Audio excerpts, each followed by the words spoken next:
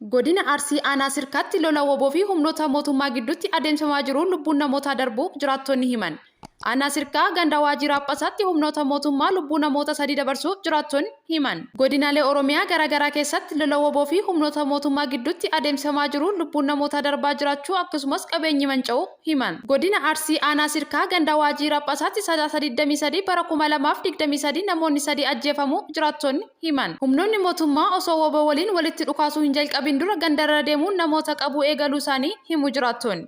Haala kanaan namoota 8 qabu kan himan jiraattonni kanneen keessaa namoota 3 itti dhukaasuun ajjeesuu ibsan. Namoonni ajjeefaman namoota nagaa fi hirmaannaa siyaasaa tokkollee kan hin qabne ta'uudha jiraattonni kan dubbatan. Guyyaa har'aas itti fufuu manneen jiraattotaa gubuu fi namoota hidhaa jiraachuu maddeen keenya aanaa sirkaarraa odeeffateera. Haaluma wal fakkaatuun godina Shawaa Bahaa aanaa Fantaallee fi Boosat keessatti qabata deeggartoota waraana bilisummaa Oromoo jedhuun qaamoleen mootummaa manneen uummataa gubuu fi hidhaa jumlaa hammeessuun dhagahame. Gandoota baadiyyaa aanaa Fantaallee keessatti tibbana manneen jiraattotaa hedduu barbadeessuu fi hidhaan jumlaa hammaachuu jiraattonni aanichaa himan. Haaluma wal fakkaatuun aanaa Boosatittis qabata deeggartoota waraana bilisummaa Oromooti jedhuun ajjeechaa suukkanneessaa fi dararaan uummata irratti raawwachaa akka jiru himan. Kana malees yaadannoon waggaa lammaffaa wareegamtoota abbootii gadaa Karrayyuu akka hin adeemsifamneef humnoonni mootummaa hawaasa dorsisaa jiraachuu maddeen himaniiru. Aanaalee Fantaalee fi Boosat dabalatee aanaalee godina Shawaa Bahaa kan keessatti yakkaawwan sarbamiinsa mirga namoomaa qaamolee mootummaatiin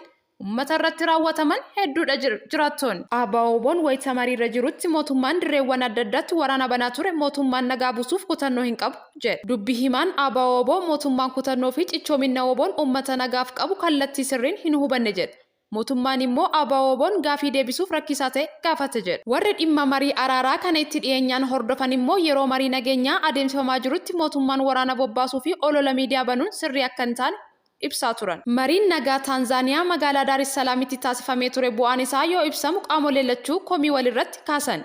Fedhii fi dantaa dhugomuu hin dandeenye qabatanii dhiyaachuun marii kan danqe jedha mootummaan ABO'tti wayita quba qabu. Ibsi tajaajilli koominikeeshinii mootummaa baase haal dureen ABO'n qabatee dhiyaate kan hojiirra ooluu hin dandeenye waan ta'eef marichi hin milkaa'in hafe jedha. ABO'n immoo yeroo marii nagaa taa'amee turetti dirree adda addaatti mootummaan waraana banuun miidiyaa biyyattis olola facaasaa ture jedha. Kun immoo nagaa buusuuf kutannoo akka hin qabne kan agarsiisu ta'uu akeeka.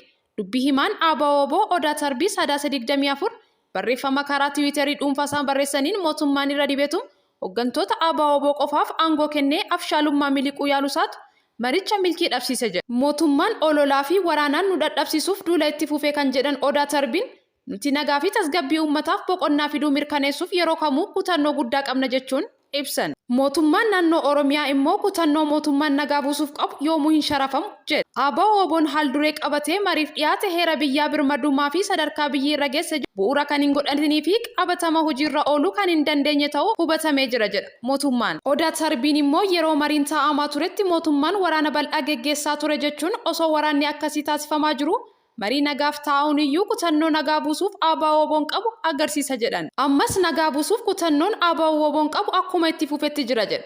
Warri dhimmi marii araaraa kan itti dhiyeenyaan hordofan immoo yeroo marii nageenyaa adeemsifamaa jirutti mootummaan waraana bobbaasuu fi olola miidiyaa banuun sirrii akka hin turre ibsa. Ammas taanaan rakkinicha mariin furuun ala furmaanni biraa hin jiru kan jedhan xiinxaltoonni saffisaan gara mariitti deebi'uu feesisa jedhu. Mariin taasifamu waliigaltee gaafii uummataa bara dheeraa deebisuu nagaa waaraa fiduu fi gartuulee lamaan injifatoo taasisuun goolabamuu akka qabu himu.